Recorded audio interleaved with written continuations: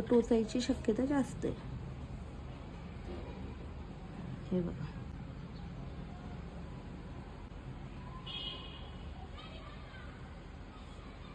तुम्हाला जेवढा धागा पाहिजे पहिल्यांदा तेवढा धागा घेऊन टाका। आपण मिनिमम एवढाच घेऊ। आता हे धागे वेगवेगळे करून दाखवते तुम्हाला, म्हणजे तुम्हाला समजेल की मी काय केलंय, मी धागा कुठून ओढणार आहे हे तुम्हाला दाखवते।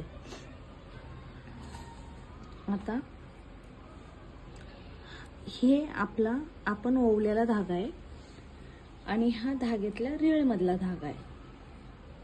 तर आपल्याला कोणत्या डायरेक्शन मध्ये जायचंय ते आपल्याला समजणार नाही, म्हणून हे सांगते तुम्हाला मी।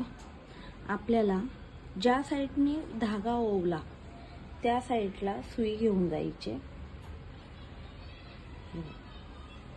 ज्या साईडला धागा ओवलेला आहे म्हणजे आपल्याला बाहेर पडायचे, हे बघा हा धागा, त्या साईडला घेऊन जायचे। हे बघू शकता,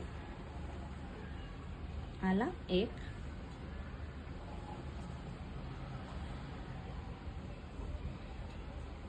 सुई एकाच डायरेक्शन मध्ये ठेवा।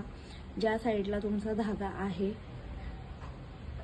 एकाच साईडला ठेवल्यानंतर काय तुमचा गुतडा होत नाही। हे बघा, सुईचं नाक जिथून धागा येणार आहे आपला त्याच साईडला ठेवा। मी मशीनच्या साईडला गेलेले आहे कारण मी रीळ मशीनच्या साईडला लावलेलं आहे।